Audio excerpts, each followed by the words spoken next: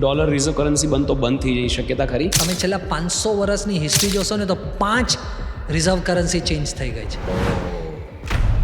2022માં જ્યારે રશિયાએ યુક્રેન પર અટેક કર્યો,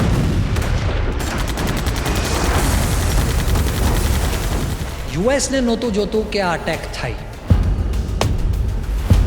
તો યુએસએ રશિયાને કીધું કે બોસ પ્લીઝ આ વોર નહીં કર, કારણ કે one of the other requirements reserve કરન્સીની એ છે કે તમે ગ્લોબલી ટ્રેડ ફેસિલિટેટ કરો અને વોર્સ ના થવા દો, શાંતિ જાળવી રાખો. શાંતિ જાળવી. બરાબર.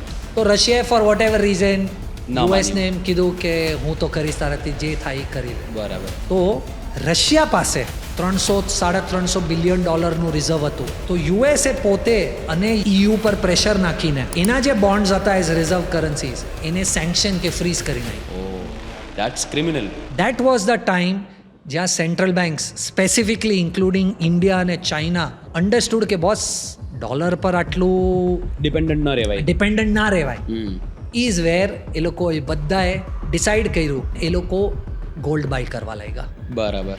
એટલે તમે જોયું છેલ્લા 2-3 વર્ષમાં જે આ સોનામાં રેલી આવી છે એનું વન ઓફ ધ મેજર કારણ એ છે કે સેન્ટ્રલ બેન્ક્સ ગ્લોબલી ડી-ડોલરાઇઝ કરવા લાગ્યા. ગ્લોબલી સેન્ટ્રલ બેન્કનું એવું માનવું છે કે ભાઈ હવે તમે બહુ ડોલર પર તો ડિપેન્ડન્સી ના રાખી શકો, તો જ્યાં સુધી કોઈ નવી કરન્સી નથી આવી જતી, હવે એ કદાચ નવી કરન્સી ડોલર જ હોઈ શકે છે કે કોઈ બીજી કરન્સી હોઈ શકે છે, ત્યાં સુધી ટ્રાન્ઝિશનમાં તમે શું તમારું મેઇન રિઝર્વ કરન્સી છે, તો જ્યાં સુધી આ પાથ ખબર નથી પડતો ત્યાં સુધી સોના ઉપર બહુ ફાયદો છે. એટલે કીર્તનભાઈ આને એવી રીતે જોઈ શકીએ કે લોકોએ ધીરે ધીરે ડી-ડોલરાઇઝ કરવાનું સ્ટાર્ટ કર્યું છે. લોકોએ ધીરે ધીરે બધી કન્ટ્રીઝે સોનું ખરીદવાનું સ્ટાર્ટ કર્યું છે, પોતાના રિઝર્વમાંથી ડોલર ઓછો કરવાનો સ્ટાર્ટ કર્યો છે. એટલે હવે પોતાના ડેટ પર ઇન્ટરેસ્ટ ભરવા માટે એને વધારે ડોલર છાપવા પડશે. એના કારણે કદાચ ઇન્ફ્લેશન વધી જાય તો એનું ઇન્ટરેસ્ટ પણ વધી જશે, અને that is when US will have a trouble, અને eventually it will reach a tipping point કે જ્યારે ડોલરનું મહત્વ જેટલું છે એટલું ના રહે.